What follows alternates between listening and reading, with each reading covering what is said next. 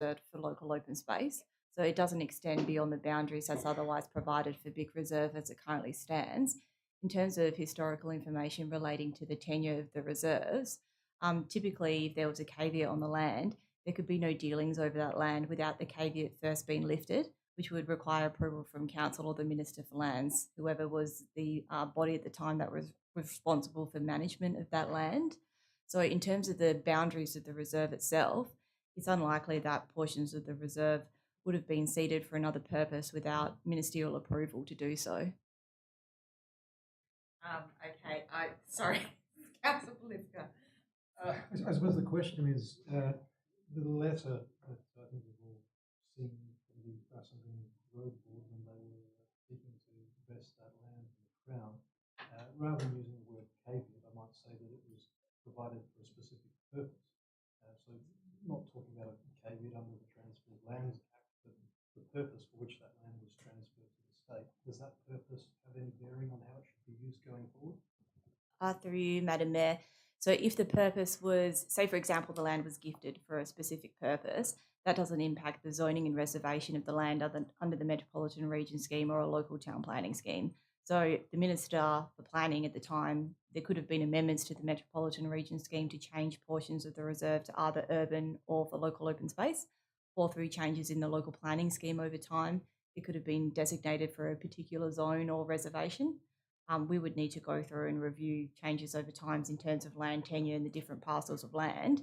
But as I mentioned earlier, for the purpose of this item, the master plan has only been created over the portion of land that's shown currently as reserve. Potentially we could have an expanded master plan that has regard to the historic boundaries if we wanted to, I suppose, honour the intention of the BIC at the time that they transferred the land to the state. Through you, Madam Mayor, I think it would be inappropriate to include elements of a master plan over land that's not reserved for local open space. And as you can see on page 48 of the attachments, the actual elements of the plan itself are quite minimal and they sit within the confines of the existing lot boundaries reserved for local open space. So there isn't really any opportunity to provide expanded infrastructure over adjacent parcels of land that otherwise wouldn't reflect what was otherwise contained in the Bassendean Town Centre Master Plan for elements to be included in the reserve. Right. So, councillors, I'm going to bring it back to the plan itself that's before us. And if you don't mind, I've got a couple of questions. Bearing in mind that I was the one who actually originally raised this notice of motion some years ago,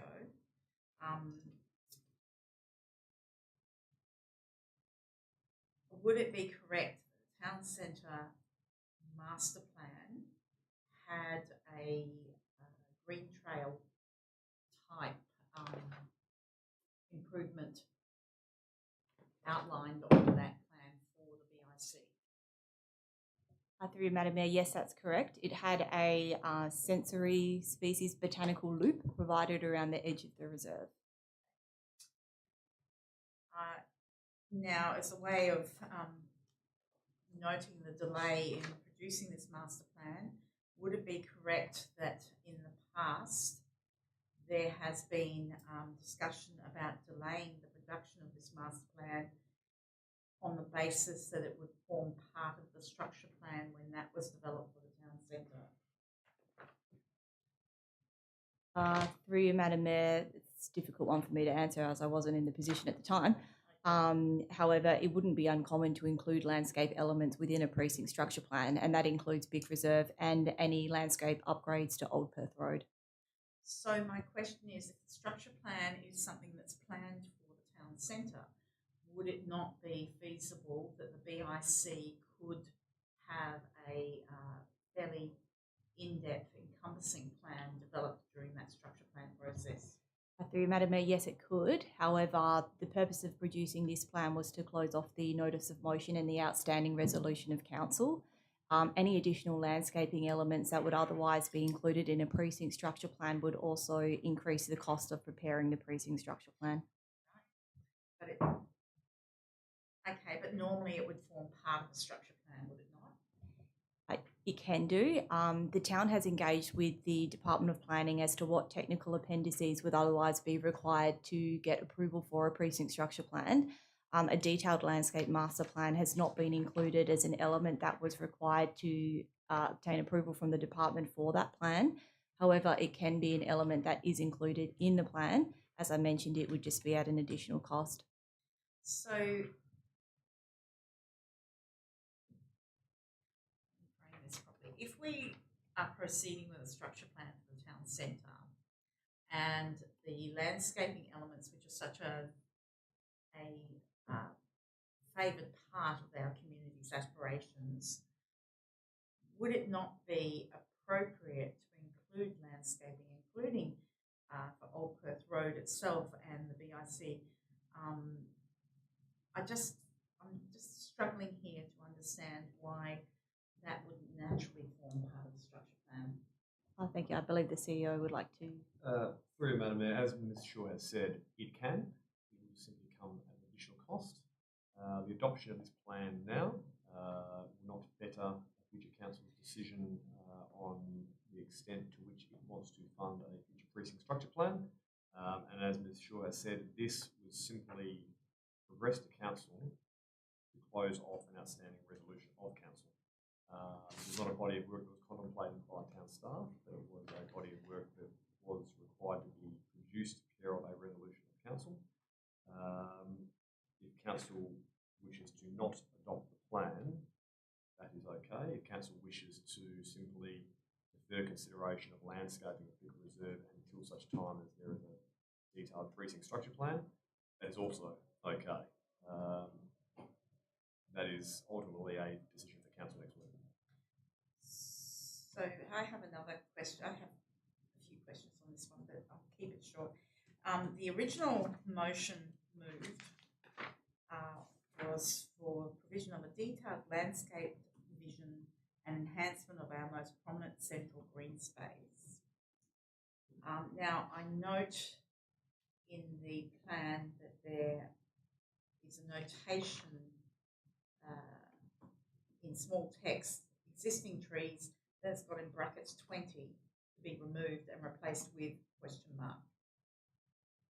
So I'm curious about what that notation means, because it doesn't outline which trees are going to be removed. It doesn't outline what it's going to be replaced with. So I'm unsure that this plan actually meets the requirements of the actual notice of motion. So could I have some information on that, or councillors, can we have some information on that notation before next week? Certainly, my understanding, although I can provide that information next week, is that the species that are currently lining the path around the memorial are not preferred by park services on the basis of the debris that they otherwise drop on the path. And park services was considering what an appropriate species would be if the master plan was adopted and those trees were to be removed. It's also open to council to adopt the plan with those trees being retained. Just on that, would it be possible to retain those trees and plant new ones in between them and not remove the old ones until sometime in the future when the new ones were better established? Thank you, Madam Mayor. Yes, it is. However, as previously advised, there's no funding currently available to implement the master plan. My other question relates to the additional pathways which are in the plans, and I note that they're only a couple of metres away from existing paths, footpaths around the boundaries of the BIC reserve, and I'm trying to actually understand the logic of incorporating additional concrete pathways where there is clearly adequate pathways within literally 2 metres. Mm-hmm. Thank you, Madam Mayor. So the preference from our asset services was to have port aggregate consistent pathway throughout the whole loop network, as opposed to providing portions of the existing brick paving tying into sections of concrete path, and to ensure that the path width itself was consistent across the whole reserve. Councillors, are there any further questions on this one? Councillor Ames. Thanks, Madam Mayor. And through you, this might be again to the CEO, to Donna. There was a couple of options there. There Luke, regarding if council did not adopt the plan, that would be okay. Or a council deferred the plan until a precinct structure plan was apparent, and we could obviously mix this into the fold. Would there be a preference from the administration out of those two options? Through you, Madam Mayor, I'd probably have to almost defer to yourself, given it was your motion that brought this to a head. I sort of recall the commentary at the time is that at the time back in April 2021, the view from staff was that the notice of motion wasn't necessary at that time on the basis that we were going to be doing more detailed planning for the town centre. So if we sort of defer to that view, you could mount the case that no action is required at this time, and we would simply note it as a matter for inclusion as part of a precinct structure plan. Alternatively, given that there is at least some work being done on this by various teams at the town, there is little harm in adopting the plan and having at least a plan on the table showing council's adopted intention for the reserve. That can always be superseded and overtaken by a more detailed, comprehensive body work part of the precinct structure plan, at which time council could effectively revoke or rescind the adoption of the master plan, or just let it fall into the background and actually defer to the more contemporary precinct structure plan at that time. So, going to your question, Councillor Ames, I'd suggest it's still staff recommendation that council adopts the plan to tie off the resolution of council, noting, of course, there may well be an appetite from this council or a subsequent council to actually incorporate into the project scope of the precinct structure plan the preparation of detailed landscaping plans for Vic Reserve. Thank you. Sorry, just two more quick questions. If council deferred or otherwise next week, do you have an indication of when the structure plan would be completed? I think it's a couple of years from now. Through you, Madam Mayor, I'd suggest so. Obviously, we're sort of closing in on the start of the advertising period for draft LPS 11. That will be sort of mid-April to mid-July. If the timing aligns, we could have something back to council for caretaker, but we're not likely to see a new scheme until sort of the first half of 2024 at the earliest. If that sort of aligned with the commencement of a precinct structure plan, it would be probably 12, 18 months from there. And just coming back to the $200,000, if next week this wasn't adopted by council, what would the staff be applying for? Through you, Madam Mayor. The grant that was offered by Minister Gorman was for a playground. In the absence of a plan that we could point to show what alternative items could be funded, it would probably be not unreasonable for the town to apply simply for a playground. However, if council was to adopt a master plan that provided for a range of different elements, paths, plantings, play space, the town would seek to apply for funding on that basis. Thank you. Okay, councillors. Last little question. Sorry. The tree debris, what is that? Thank you. Thank you, Madam Mayor. Leaves and nuts. We're concerned about leaves. For accessibility across the path, having nuts and bark, etc., on the path is not ideal for disability access and inclusion.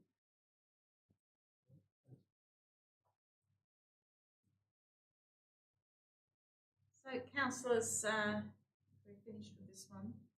We'll move on to the next item, which is draft public health plan. Ms. Shaw, I believe this is yours. Yes, thank you. So the purpose of this report is for council to again consider the draft public health plan for final adoption and to revoke council policies relating to active ageing and disability access and inclusion. This matter was previously considered by council in February, where the matter was deferred to enable further consideration of the financial implications of the plan. The town has since updated the draft PHP to remove actions to reduce the estimated cost of the plan over its 4-year lifespan. Indicative costings have been provided to councillors via the bulletin and discussed in a councillor workshop for each action. The cost of delivering the draft amended PHP in the 2022-23 financial year is now just over 1.5 million, of which approximately $24,000 is for new programs. This is a reduction of new programs by 9,500 this financial year and just over $261,000 over the life of the plan. It is important to note that these costs primarily reflect existing programs and services delivered by the town, and the PHP itself does not duplicate or provide additional costs on top of what is provided by other business units, rather is a snapshot of all health-related services offered by the town. It is also important to note that the costings are indicative only, with the actual cost of delivering programs determined each financial year of the plan through subsequent budget processes, having regard to the scope of the programs, detailed costs from the providers, staff costs, and CPI. The town is confident that it can deliver some of the anticipated new programs for the balance of this financial year, given $30,000 is already contained within the adopted budget for this purpose, as well as planning for future delivery of programs following adoption of the budget. It is recommended that Council adopt the draft amended PHP, which is contained within the attachment to the report. Okay. Councillors, questions? Councillor Angus. Thanks, Madam Mayor. Through you to Shaw. I believe there was some documentation that were breaking down individual programs within the PHP. That's the one that wasn't provided in the bulletin on Friday, and due to my lack of attendance because of unforeseen circumstances last week, I've yet to receive that. So, not to say that I'm the only one in the room, but would that documentation be able to be shared to the full council? Through Madam Mayor, yes, Ken. Yes. Just following on from that, well, given that there's items that have been deleted from that document and the numbering has been changed, will that document be updated to reflect the correct numbering of the items? Through Madam Mayor, yes, it can. We were also waiting on, I suppose, Council's decision on what items were included and what are potentially deleted. And the intent would be that should Council adopt the PHP, we will go through and adopt the document prior to the document being graphic designed for final presentation. Councillor Ames. That's through you, Madam Mayor. That's a bit backwards, as in we will adopt the plan, but then change it before we go to the glossy page. Yeah, no, sorry. So in the draft advertised version of the public health plan, there was a section in the start for an executive summary that's been deleted that changed the numbering from 10 down to 9 in individual actions. And since the town has since updated the plan to delete certain actions throughout the action table, the numbering of all of those individual actions has then changed. The intent of that comment was that if Council decides next Tuesday to adopt the plan subject to further deletion of items, we would then renumber the plan again in accordance with Council's adoption and renumbering prior to the document being graphic designed. Councillor McLennan. Thank you. I just had a question about the Relax program. That's an existing program that's budgeted for $60,000 a year.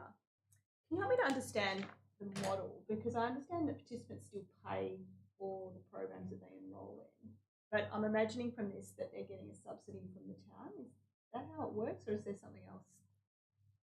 Through Madam Mayor, I may have to defer to the CEO for that model. Through Madam Mayor, yes, that's correct. There is a subsidy there.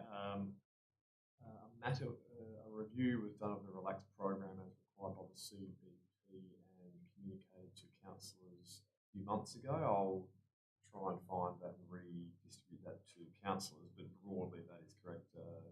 Councillor McLennan is participants still have to pay a sum, but it doesn't cover 100% of the cost of providing the service, and therefore the town is effectively subsidised. Okay. And can I just, how do we determine which courses will run? So say, for example, we're offering a yoga course at a subsidised cost, but there are other yoga providers in the town who are also offering courses. How are we determining who we're subsidising and who we're not? Through Madam Mayor, there's obviously a quality assessment of proposals put to the the town. Not everything that's pitched to us we accept. We probably err on the side of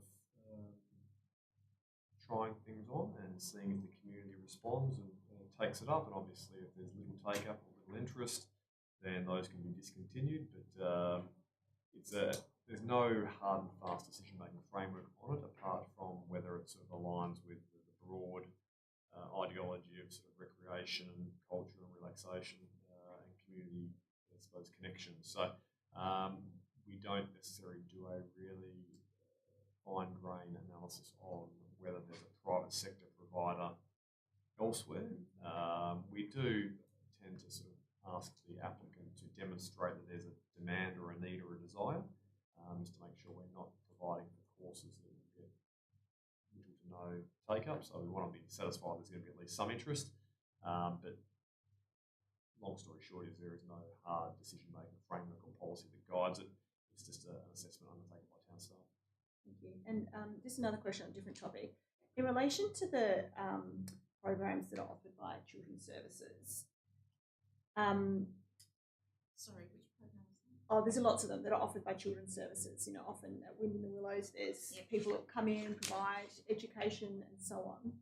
I'm first of all wondering, does that funding come from the Wind in the Willows budget or does it come from the town's budget? And secondly, I don't think at the moment we offer them or advertise them more broadly than the families that are engaged in Wind in the Willows itself. I might be wrong, but if we're not, is there scope for us to expand that out and advertise it more broadly so that it can reach other families that may be using other childcare providers?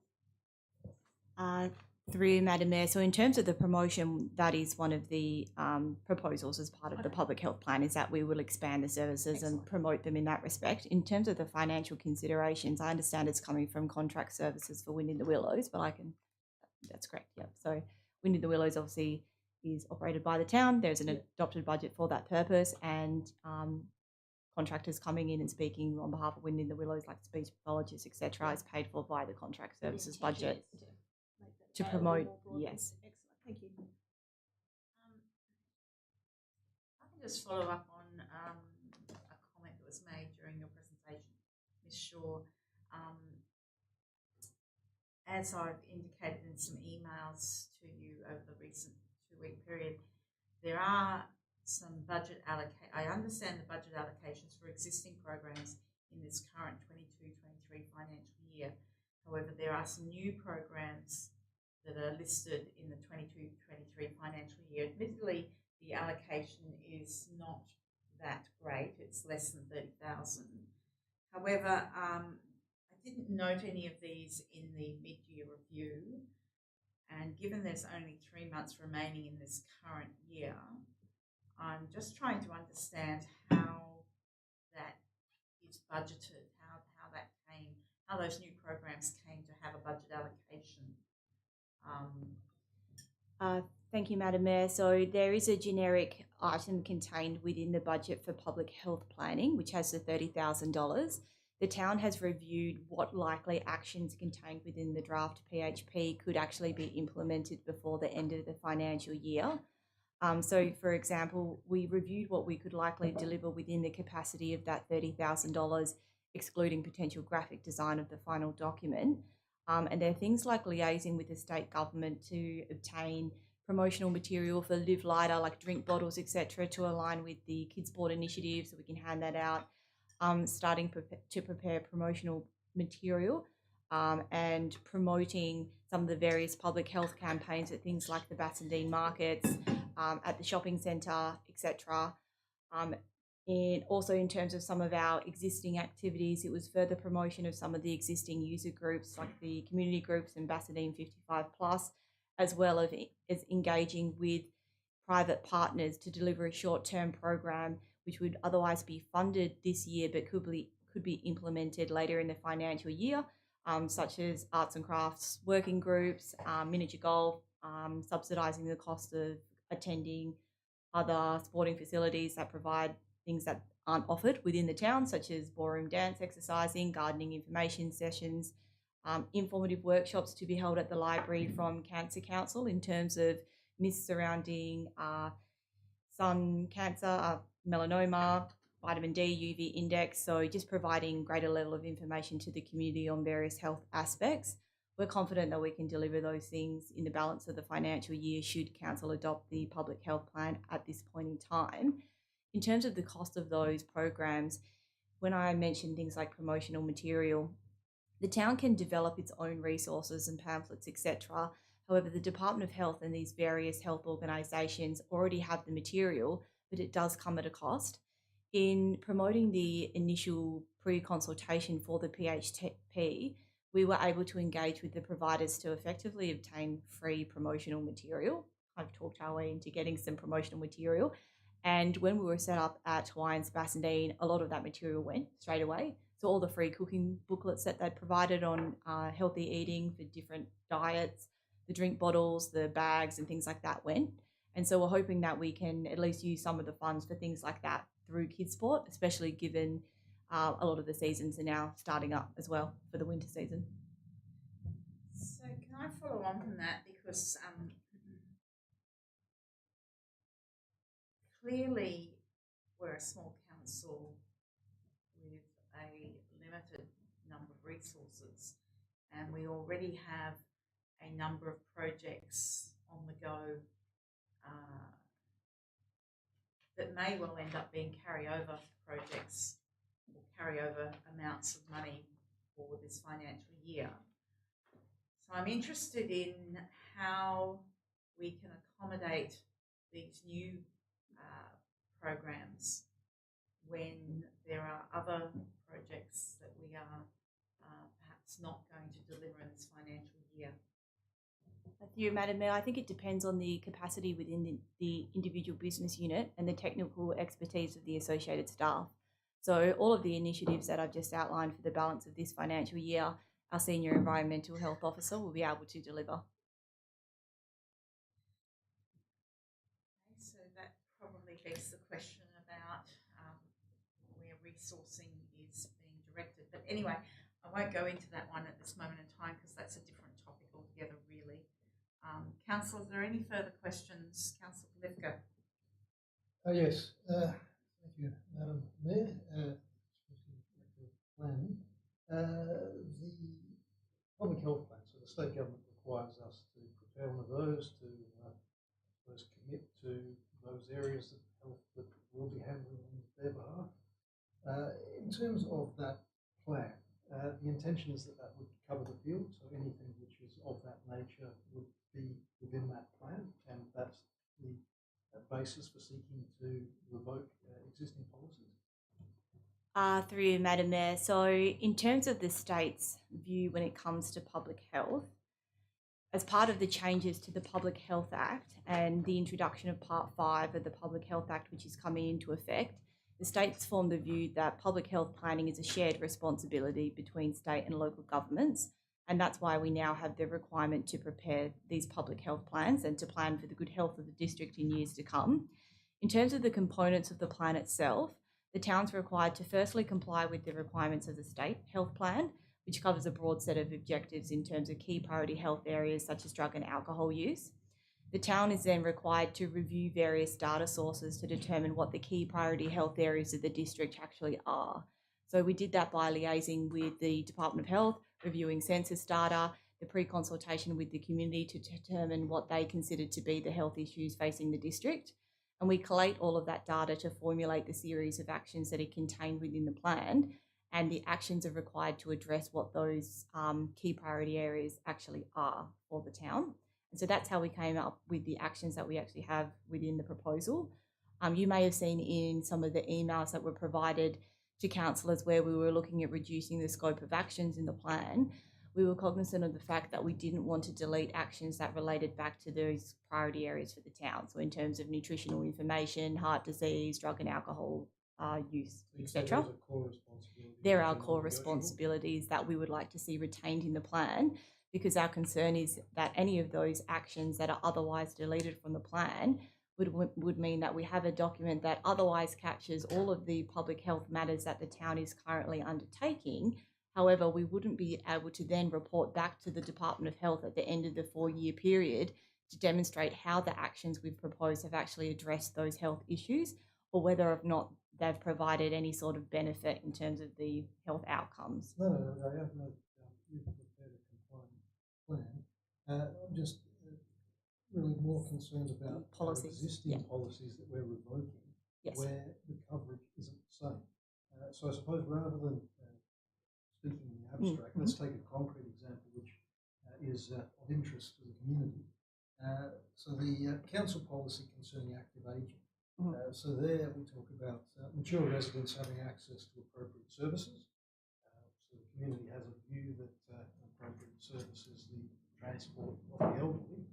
I note that that's something which, whilst having been identified, has been omitted from the public health plan because there isn't funding in the current year. Is that Through you, Madam Mayor, no, that's not quite correct. So I'll speak to the two policies if I can, which is detailed on page 30 of the report. So in terms of the active ageing policy, and I'll start by outlining that it's good governance to do timely reviews of council policies and local planning policies. The active ageing policy hadn't been reviewed since 2014, and if you review the provisions contained within the policy, they don't provide any specific objectives or guidance for council decision making, but rather just provide a broad strategic outline of what we would do in terms of active ageing. A lot of the actions that would otherwise be identified through those broad ideologies contained within the policy would otherwise be captured in actions contained within the public health plan. So in respect to that policy, it's the town's preference to have all of the elements that would otherwise be related to active ageing contained within the one strategic document, which is now required under public health legislation. In terms of the disability access and inclusion policy, the disability access and inclusion legislation requires the plan to prepare its own DAPE in any instance, and we have a DAPE that's due to expire this year. The town's in the process of preparing the new DAPE and will soon be going out to pre-consultation for that document. But this council policy itself doesn't otherwise provide that head of power to require it, and again doesn't provide any council guidance for decision making on matters related to disability access and inclusion that are not otherwise contained within DAPE. That policy itself was adopted in 2013 and hasn't changed in light of any changes to legislation. Yes, so as regards the ageing policy, if we were to, as a result of conducting a review, come up with a new policy, that would be in the, I suppose, more modern form, as has happened with all of our policies. They've been updated over the past few years. And I think from the summary you had of that policy, the objective there was still to provide facilities to the elderly. How would we be able to incorporate the provision of those facilities, such as the transport of the elderly, into the public health plan?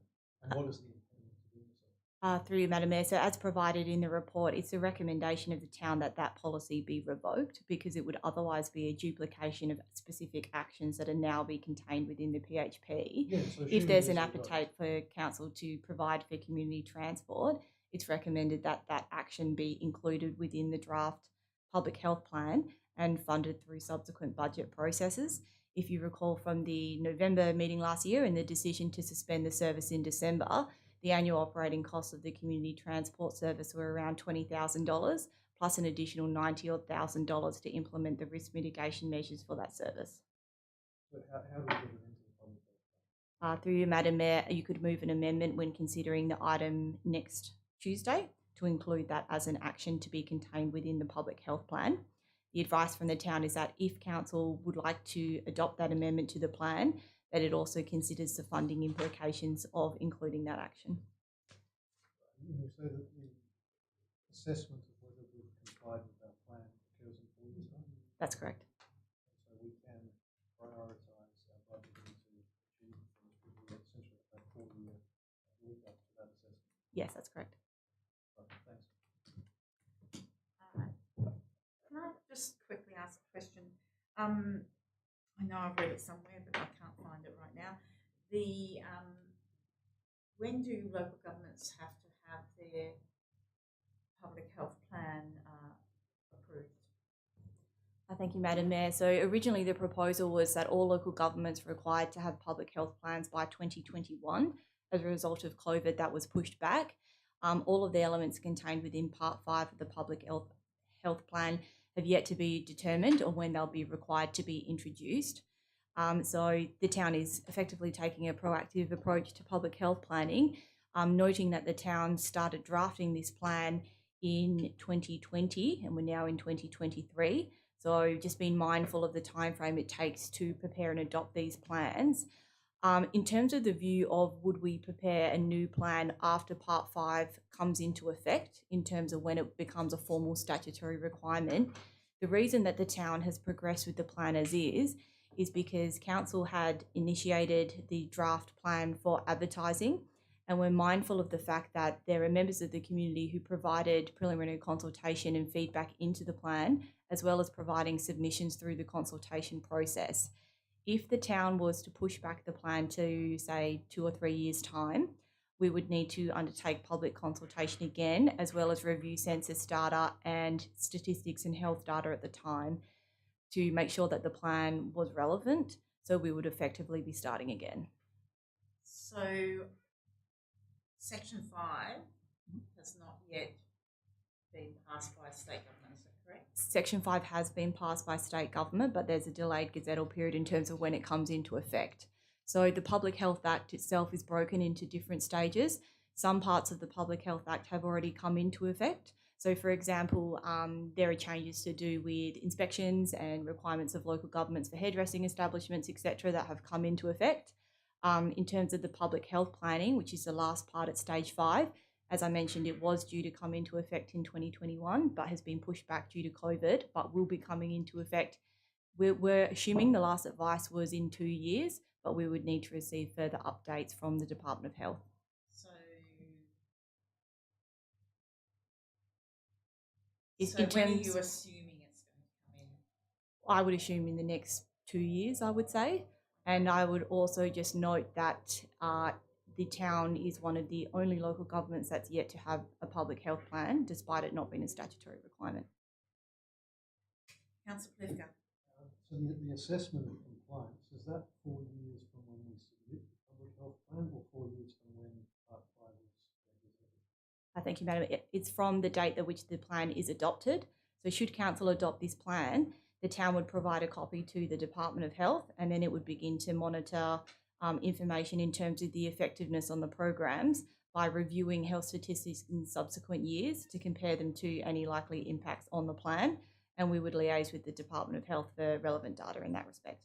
If we didn't have the ability to meet the funding requirements and we wanted to spread 4 years worth of expenditure out over 6 years, could we take active steps in the years prior to the implementation of the Gazettal Part 5, so give ourselves a head start, and then we would already have partly completed that which we plan to put in our public health plan in any event? Yes, through you, Madam Mayor. So the Department of Health will be interested to see what the change is as a result of the end of the 4-year period, not as we go.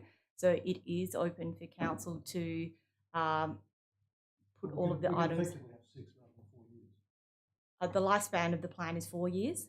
It needs to be 4 years in accordance with the state health plan. But it's 2 years' time or thereabouts until Part 5 is gazetted, and then that's the point in time we have to provide No. public health plan?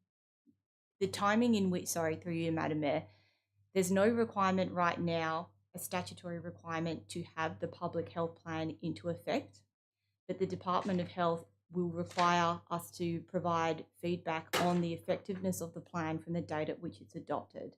So if council decides not to adopt the public health plan, nothing would happen. We would not be required to report back. We're not required to prepare a plan. As soon as Part 5 comes into effect, which we have not yet received the final date from the Department of Health since they've deferred it, where the last we heard it was likely to be within the 2-year range, the town would immediately be required to prepare the plan and implement actions, as well as provide that monitoring and feedback to the Department of Health. So you've already done the work, you know what's going to be in there. Yes. I'm just saying that once we file or lodge this thing, we've got 4 years. Yes. If we were to take measures in advance of the time, we'd have to do that. So we use that 2 years to start to implement what we knew would have to be in there anyway. Would we not effectively be spreading out 4 years expenditure over 6, which might help our budget? Okay. Okay. So I have Councillor Wilding want to ask a question. I believe that Mr. White would also like to make a comment. So shall we go to Mr. White first, then we'll go to your. Yes. Thank you, Madam Mayor. So I just wanted to address the comment in terms of the budget and the priority of spending in the current financial year, and point out that Council did adopt a budget of $30,000 as part of the operational projects in the current year's budget, the 22-23 budget. Specifically for, it was noted that the town has commenced the project in-house, and the funds are required to advertise and finalise the document and commence public health promotion in accordance with the adopted plan. Okay, thank you. Now, Councillor Polifka, do you still want an answer from Ms. Shaw before we go to Councillor Wilding? No, I think it's So, Councillor Wilding. Thank you, Madam Mayor. My question was just to clarify Councillor Polifka's question with regard to if we did 2 years' worth of work before the plan was endorsed, it wouldn't count towards the measurement of that 4-year plan. Through you, Madam Mayor, no. So the minute the plan is endorsed and adopted by council is when we'll start monitoring data to ensure that we can monitor the effectiveness of the actions contained within the plan. So is there any benefit to doing 2 years of work on the other side to spread it out, or for the purposes of the plan, it's a 4-year chunk that you do? The town's recommendation is that the plan be adopted. Through Madam Mayor, if I can add something. If it is council's wish to fund public health to a lesser or greater degree, that is certainly a decision that's open to council. The framework for public health planning is quite clear. It's a 4-year horizon.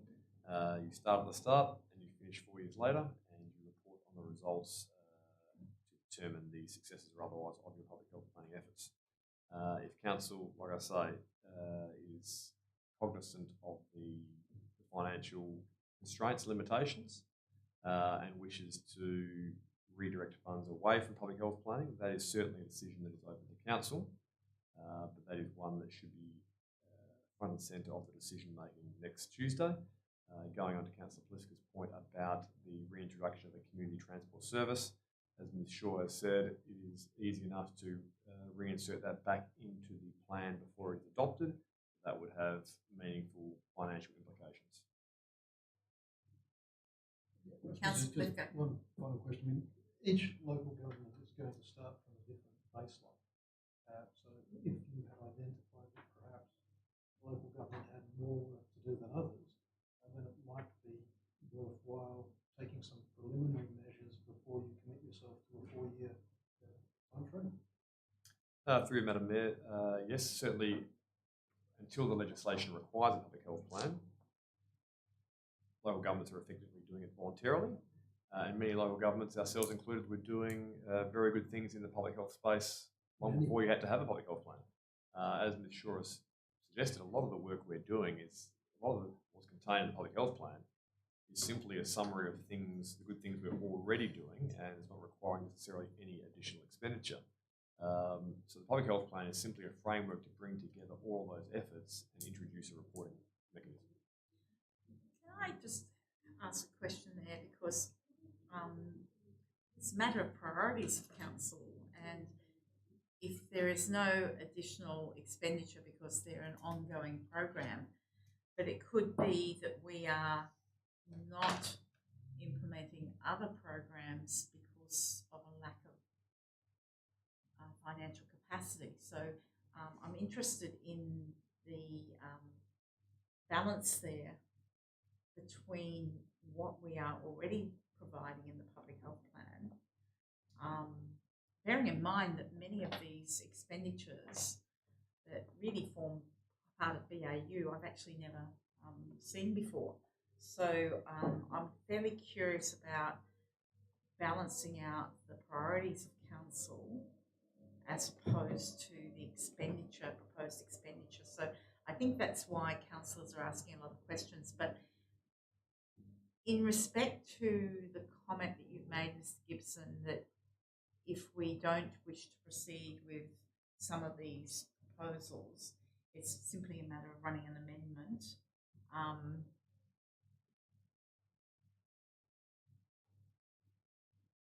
I've already clearly proposed amendments to Ms Gibson, not Ms Gibson. Sorry.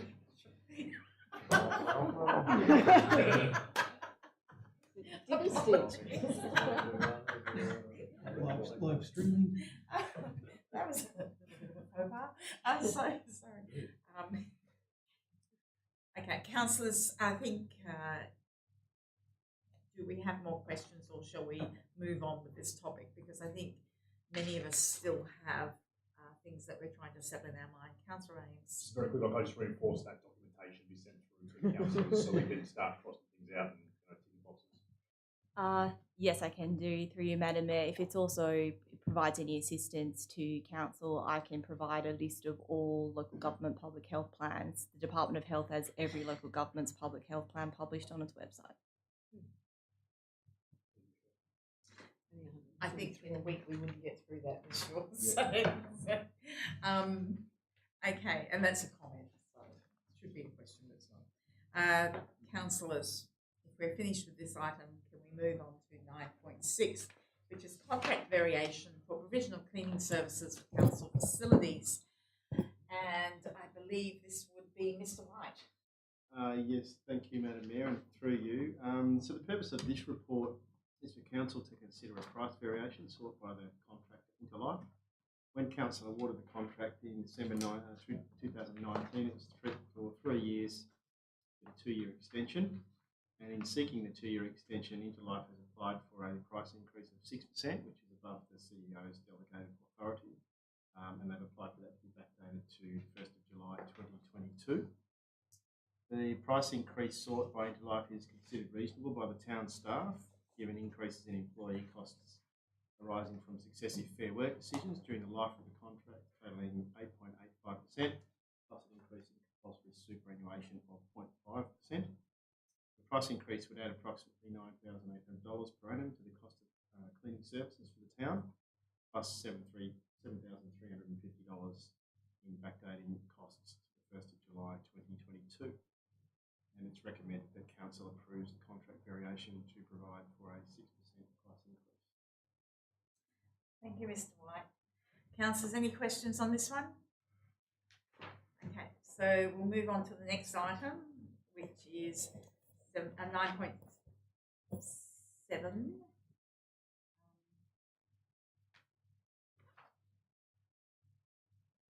I'm just trying to find which one was the, fuel efficiency.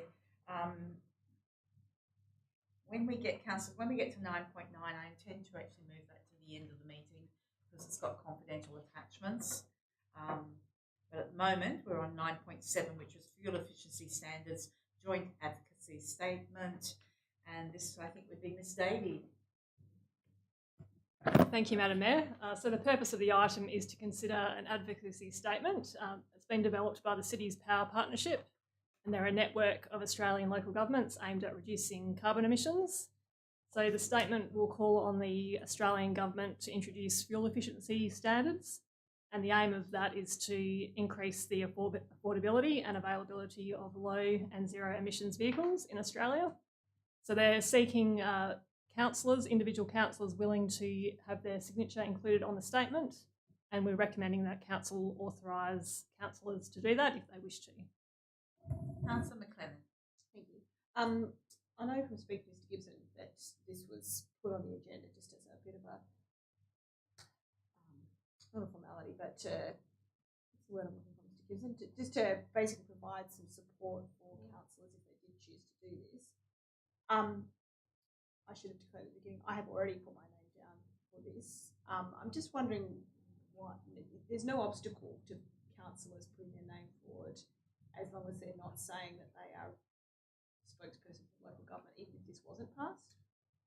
Through Madam Mayor, broadly agree. I suppose we thought it would be quite a bit neater to have a council resolution to authorise individual councillors on the basis that under the Act, the Mayor is the spokesperson for the town, and it could be contended that by signing on to this sort of advocacy statement, individual councillors are, because they're only being invited to participate by virtue of them being elected members, that they are representing council and purporting to speak for council. So whilst we don't have any principal concerns about it in terms of the procedural aspect, we just think it's a bit neater for council as the collective and as the decision maker to authorise the individual councils to represent council and the town. So, given that Cities Power Partnership regularly has advocacy statements, many of which that I've signed up to as myself, not as the council, would there be a place for expanding this out so that we would endorse individual councillors to sign on to this, but to other potential advocacy statements in future if they so desired? Through you, Madam Mayor, potentially, I suppose that's not without risk, because you might then have a situation where an individual councillor, not just this one here, but where an individual councillor would sign on to a certain advocacy statement that may not necessarily align with the council adopted position. So Sorry, I think that would need I a mean bit of- specifically for Cities Power Partnership, which the town has already signed up so to. apologies. Yeah. Yeah, in terms of that narrow focus, Yeah. which is obviously broadly aligned with the council adopted SCP and a host of other things, that would be significantly lower risk. So can I just follow on question there? As mayor and spokesperson of the town, certainly I can provide permission for councillors to sign on to things like this. Is that not correct? Through you, Madam Mayor, I can also provide permission to a councillor to speak or what have you on certain matters if I believe that they have more knowledge. That's my understanding. through you, Madam Mayor, as spokesperson for the town, you can deputise someone to appear in your absence, but I'm not so sure it would extend to unilaterally allowing councillors to sign on to advocacy statements in their capacity as a councillor. Again, I suppose this was not presented to the council to be adversarial or contentious. It was just simply to tie up a loose end and to ultimately sort of demonstrate best practice governance. But we can certainly have another discussion with councillors as to how we facilitate this in the future without having to come to council every time. So how long have we been partnering with City Power? I think it's been Several years. since I've been on council.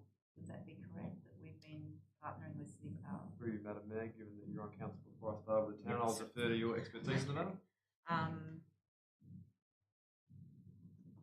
And as per Councillor McLennan, I too have actually signed on, even before I was mayor, I've signed on to City Power advocacy statements in the past. And I would have thought that a councillor could have the freedom to advocate for things like that. So I'm a little bit surprised. I'm interested in how this process could work in respect to individual councillors who have the desire to advocate. For instance, we might have councillors around the table who might wish to advocate for tree retention on private property.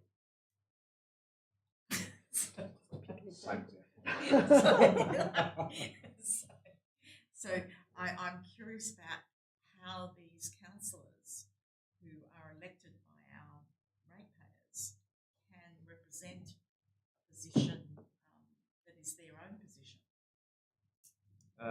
Through you, Madam Mayor, if we go back to the induction session for councillors, in response to the last election, you were always a councillor and you were bound by the decisions of the council. So I think we need to be very careful as to how we facilitate individual councillors adopting individual philosophical positions that may depart from the adopted council position. But if it's not an adopted council position, this is the question I'm asking. If it's something that's not even come past council, and if it is an adopted council position, would it not be appropriate for councillors to sign on to an advocacy program? So if it's an approved council position, I see no problems. Would that be correct? Through you, Madam Mayor, I don't know what you see. Okay. But I would say this, that it is not intended, it's not considered to be a problem, councillors. Like this is staff very much supporting the approach and recommending council, the collective, authorise councillors, individuals to participate if they so choose but I do think we need to tread with caution in terms of authorising councillors to, in their role as elected members, putting forward a particular view if that view is not effectively ratified by council, the collective. So as I say, happy to take this offline and have further discussions with you, Madam Mayor, and others as to how we can sort of introduce a more efficient process. But on this particular item, it's not intended to be contentious, and it would be expected that council would support. Councillor Plivka. I guess more a question about the process. I mean, are we being asked to assess this on its merits, or is it just us saying, well, the council wants to do that, we're happy to let them go off and do that? I mean, what's actually being asked of council as a whole? Through Madam Mayor, the latter. But council, in doing the latter, need to undertake the former. So council as the collective was to authorise the individuals to participate. Council as the decision maker should have regard to the appropriateness of the initiative.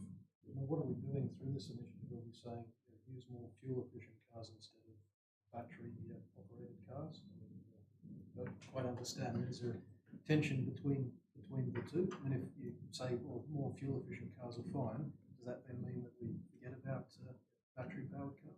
What is the? I mean, what's the intention of that? Through you, Madam Mayor, so there's an attachment that shows what the advocacy statement is, and it's basically Australia is one of the only countries that doesn't have fuel efficiency standards for vehicles. So that's one reason why car manufacturers don't provide a wide variety of electric vehicles in Australia. And the aim is that by introducing, if the Australian government were to introduce the fuel efficiency standards, there will be more options for battery electric vehicles available, and they'll be more affordable. Right, so have the opposite effect to encourage people to buy those vehicles. Yes, that's correct. And countries that we would be importing cars from, obviously Australia doesn't have a manufacturing base for anything. They would have their own emission standards in any event, which they would then impose upon us. Through you, Madam Mayor, I don't believe the country of origin would be relevant. It would. If for their domestic consumption, their requirements are that they produce these fuel efficient cars, are they going to make less fuel efficient cars to send to Australia? Through you, Madam Mayor, I believe at the moment,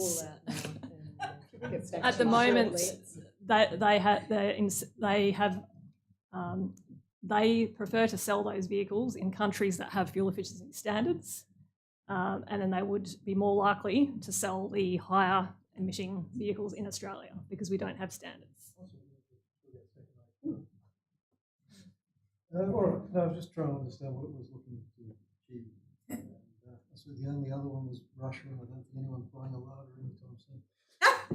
It's still going, you know. Still going, absolutely. Okay, councillors, any other questions on this one? Okay, let's move on. So local government elections, October 2023, appointment of electoral commissioner, Mr. Gibson, I think. Thank you, Madam Mayor. The purpose for this report is for Council to consider responsibility and means of the upcoming town of Bassendean local government elections. Recently, the Electoral Commissioner effectively offered to be responsible for the election that's subject to it being conducted as a postal election. Under the Act, the town is required to advise the Commissioner of its intention. In terms of Council's decision making next Tuesday, it should be acknowledged that the town is not currently resourced to conduct the election itself, which would actually involve the incoming CEO being the returning officer. It is therefore recommended the Council agree to the Electoral Commissioner conducting the election and that the election be held as a postal election. Can I just ask, with the reforms that have come in recently, I know that most of them don't apply to the town. Is it the optional preferential voting that's the only thing related to elections that would potentially be something that the town could consider as a change as far as election goes? Obviously, there's the popular vote to mayor thing, which we already had the opportunity to make a decision about previously, but is that the only new thing that would be relevant for the town? Through Madam Mayor, yes, that's my understanding. Obviously, there's the removal of wards, but we don't have wards anyway, so it's a moot point. The directly elected mayors and presidents only applies to band 1 or 2, so it doesn't apply to us. I suppose the only other option would, the only other consideration would be the number of councillors. 7 is the right number. I suppose there's never been, to my knowledge, there's not been a discussion or consideration of a different number of councillors. Yeah. But I'm not suggesting that should occur between now and October. If council, the next council, would like to review that, it's something that can certainly be done. But given that no such work has been done on that until this point, it's probably not something to consider for the 23 elections. Thank you. Sorry, Councillor Clifton. In terms of the optional preferential voting, is that something you have to opt into? Through Madam Mayor, yes, I believe so. And the appropriate time would be now if that's what we were choosing to do. So the recommendation is to not have preferential voting. Through Madam Mayor, yes, that's correct. If council was to pursue that, the estimated cost of doing so would probably go up. So just following on from that, my understanding is that preferential voting not only increases the cost but also delays the results of the election being published. Is that right? Through Madam Mayor, we haven't had any formal advice to that effect, but you can imagine that would be probably the case. Yep. Yes. Okay. Okay. Do you have any idea of the extra costs? No. Okay. I've been told double, but you know that's just conversation. So, councillors, are there any other questions on this particular item? Okay. So, community boards, we're going to drop that down to the end. So the next one we'll go to is 9.10, which is Bassendean Local Emergency Management Committee meeting held on the 1st of March. And that would be Ms. Shaw, I think. No, yes, Mr. Gibson. Is that Ms. Shaw? Mr. Gibson. One of you? The purpose of this report is for Council to receive the minutes of the Bassendean Local Emergency Management Committee meeting held on the 1st of March 2023. It is simply recommended that the minutes be received. Councillors, any questions on this one? Okay, so we'll move to the next item, 9.11, which is the Arts, Culture and Events Committee meeting held on the 7th of March 2023. And that would again be you, Ms. Shaw. It is, thank you. The purpose of this report is for Council to receive the minutes of the Arts, Culture and Events Committee meeting held on the 7th of March 2023. The recommendations on each item presented in the committee meeting have been included as separate resolutions for Council's consideration. It is recommended that the minutes be received and recommendations adopted accordingly. Thank you. Councillors, is there any questions on that particular item? Councillor McWilliam. Sorry. That's Councillor McWilliam. Anyway, thank you, Mayor. Just a quick question. The 3 members of the public who were in attendance, their names are not noted. Is that standard procedure? That's correct. That's in accordance with the other committee meetings through you, Madam Mayor, where members of the public are just listed in terms of number of attendees. Yeah, because this is like bringing back some, the first of what was committees back in the days pre my arrival in Tanzania. So I just wondered about that because I know that there are people at St Mark's who are heavily involved in painting and craft and all that kind of stuff, and they're already asking if there is going to be an event.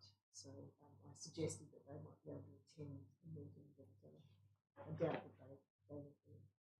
Through Madam Mayor, it is open for members of the public to attend the meeting. In terms of how it's recorded in the minutes, we don't include their names.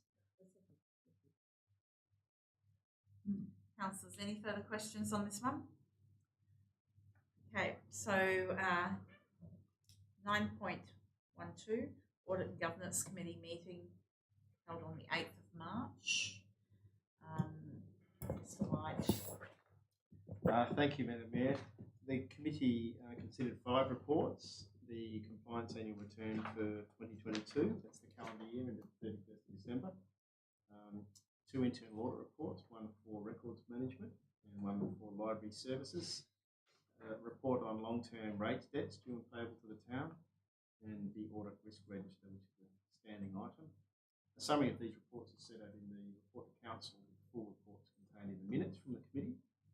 The recommendations are set out in the report. Significantly, they include 2 recommendations requiring an absolute majority of council being for the town to take possession of 2 parcels of land due to non-payment of rates. Okay, thank you, Mr. White. Councillors, do we have any questions on these ones? Councillor McWilliam, then Councillor Bolithka. So through you, Madam Mayor, to Mr. White. So the most contentious discussion was around the town actually enforcing the sale of 2 properties for people who are way behind in their rates. And there was some discussion there. This will come to council, I believe, next week for a decision. So the audit and governance motion was that it be put to council to approve this particular way forward in dealing with. Question, Councillor McLennan. Yeah, so just explaining for those who were there. So, my question is, in the report that's coming to us next week, will it cover the step by step? And will it also cover the point at which the town says that's it? So that there is, because the people who are in this situation where their properties want to be sold have significant debt. So through you, Madam Mayor, the report that will come to council next week is the same report that's before council tonight. The full report to the Audit and Governance Committee is included in the minutes from the committee meeting, which are included in the attachments as well, and which details, I suppose, the history with the 2 properties in question. There is a confidential attachment which outlines what we term the top 10 ratepayers with outstanding rate debts due to the town. In terms of the process, we would say that this is the point at which a decision we will be seeking for council to make a decision in terms of these 2 ratepayers and these 2 properties. And the process, should council do so, is a public advertisement in the form that's specified in the relevant regulations, and a 3-month period in which the property owner is able to make good on the debt. And should the property owner do so, then effectively the council decision for the town to take possession of the property falls away. So Councillor McLennan. My question and then was, Councillor Bolithka. my question was just going to ask Mr. White to provide that clarification of the process from here for the councillors who weren't part of that conversation at the meeting. So thank you. So Councillor Bolithka. Mine was just a suggestion that if we are going behind closed doors for 9.9, maybe we do so for the remainder of this item so we can speak more freely about that issue. Yeah. Does this need to be confidential though? Because there's no names or. There's no names to the properties. It could be any 2 properties in the whole town out of. Did we discuss it behind closed doors at the Audit and Governance meeting? No. Through Madam Mayor, I guess the approach that we took in terms of the report was to make it a public report, but to de-identify the property owners in terms of the name and address. The purpose for doing so was to include sufficient detail in the public report for members of the public to sufficiently understand the background and in support of whatever council's decision on the matter might be. I think we need to look at the Act to determine whether there's actually a justification to go behind closed doors. But presumably as soon as, say, we vote in favour of that their land is seized, I know that it's there. Through you, Madam Mayor, prior to that there will be a public notice and the name and address will be specified in the public notice, as will the amount of the debt that is currently outstanding and the amount of the debt that has been outstanding for more than 3 years. I was present, so I don't need that in-depth discussion, but if there are other councillors that wanted to delve into that, I'll leave that as that. So Councillor McLennan. Just wondering, in terms of the public information that you just described, is there scope to also include some of the attempts that the town has made in order to, so that it doesn't look like we've just gone, okay, we're going to take your property, but to provide that context as to how we got to that point, or is that not something that would be appropriate? I guess through you, Madam Mayor, was suggesting or hoping that perhaps the detail that's in the report Would point to that. Goes through that in that history. It does go into a reasonable amount of detail in terms of the contact and the attempts, the year after year issue of notices, final notices, letters of demand, some attempts of phone and email contact, and also more recently, as a result of legal action that has preceded this point that we're at now, in terms of a property seizure notice and then the bailiff attending each of these two properties in question. There has been attempts at phone contact either side of those as well. However, we can certainly look at perhaps putting something on the website more generally. I think that the form of the statutory notice is prescribed. So I think that would need to be a standalone document in the prescribed form. However, there's nothing to prevent the town from putting some more explanatory information perhaps on its website. I only think so. So can I say, can you help me on what is the purpose of the statutory notification? Is that to alert the property owner, or is it for other members of the public to be aware of what the town is undertaking? I'd suggest it's primarily it would be to alert the property owner. So the public notice is tabled, and then the property owner would be made aware. I think it's also part of open and transparent local government in terms of bringing it to the public's attention. It does also have a potential impact on other property owners in the town who might have outstanding rates debts as well. It could perhaps impact the town's efforts in its debt recovery action across those other ratepayers. Thank you. So, if you don't mind, Mr. White, I think you mentioned a timeline of 3 months to resolve the debt. Is that the timeline that you mentioned? Yes, that's the requirement under the regs. Yep. Can I ask this question? If the council wanted to provide additional timeline, is that possible or not? I would regard that as an administrative matter, Madam Mayor. I think the decision before council is whether or not it wants to exercise the power under the Act given to it to authorise the town to take possession of the property. How the town goes about its debt collection activities is operational, and I would suggest that should council be desirous of offering or perhaps allowing additional time over and above the 3 months, as a matter of practicality, I would suggest that doing so in advance is likely to defeat the objective of the seizure. However, should one of these two property owners engage with the town as a result of the public notice, their receipt of the public notice, engage with the town and make genuine attempts at resolving the outstanding debt, then we would be seeking to engage with the property owner, as would have always been the case at any time over the last 6, 7, 8 or 9 years for these two property owners. So it does not necessarily follow that should council make this decision that the property at some point would come into the town's ownership. The property owner can avoid that by appropriately engaging with the town and entering into reasonable arrangements to satisfy the debt.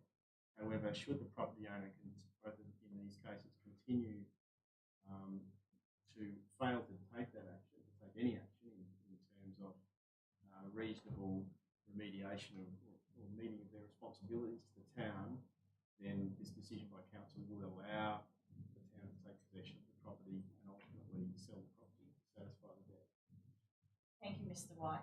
I asked that question because it seems to me some of these amounts might be a little high.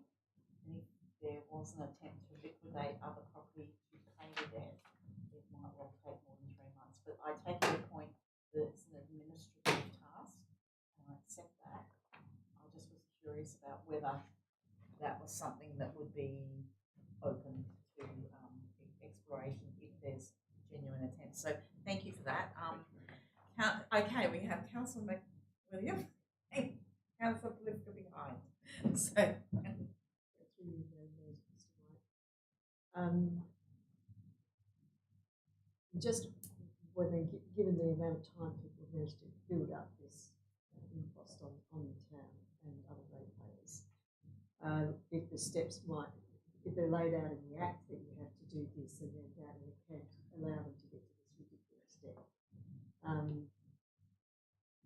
is it possible for the town to make that a shorter period of time? Through you, Madam Mayor, I think the town has taken significant steps over the last 2 to 3 years, bearing in mind the impacts of COVID. It's probably largely been the last 2 years to improve its debt collection practices. We have appointed an agency to act on the town's behalf, and we are much more active than has historically been the case in terms of trying to follow up debts before they get to this point. And as you'd be aware, Council has also adopted a financial hardship policy, and we have a number of ratepayers that we are assisting under Council's financial hardship policy. There's also a recovery of rates debts policy that is used as a guideline when we are conducting our collection activities. So there has been a concerted effort over the last 18 to 24 months to try and reduce the outstanding rates debt to the town, and in fact there's been a 13 or 14% reduction in each of the last 2 years in the outstanding rates debt due to the town. So it's my hope, Councillor McWilliam, that in the future, we won't have these matters coming to council because we will hopefully head it off at the pass before it becomes such a significant issue. But to be frank, these two ratepayers have had annual rates notices, final notices, letters of demand, and umpteen other forms of communication year after year after year, and have failed in their obligation to pay local government rates.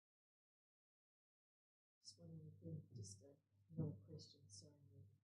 I'm aware that Coburn, City of Coburn delegates the decision making to their CEO. Is that something that you would consider as a possibility in the town's situation? Through you, Madam Mayor, I guess that's a matter of council. If council's mindful to provide a delegation to the CEO, then that's something that could be considered in the future. Thank you. Councillor Clifton, you had a question? Yes, so I don't want you to give me the particulars, but is the administration aware as to whether either of these debtors are elderly, ailing under some terminal illness, potentially have dementia? So I don't want to know whether it is, but is the town aware of the status of these people? Or English speaking? Oh yeah, English as a second language. Through you, Madam Mayor, the town is aware that these people are not elderly. There are other options available to people who are elderly or in receive a pension or to defer local government rates. So we would not take collection action of this. We would not recommend collection action of this nature or council action of this nature in those circumstances. More broadly than that, no. So two ratepayers out of our 7,500 ratepayers who are in excess of $20,000 each. So I can assure council that they don't fall into the elderly category, but more broadly than that, the town hasn't sought details in terms of their individual particulars, principally because we haven't been able to engage with them. Okay, councillors, I think we've come to the end of that. So with that, we will be going behind closed doors. So I'll ask for the recording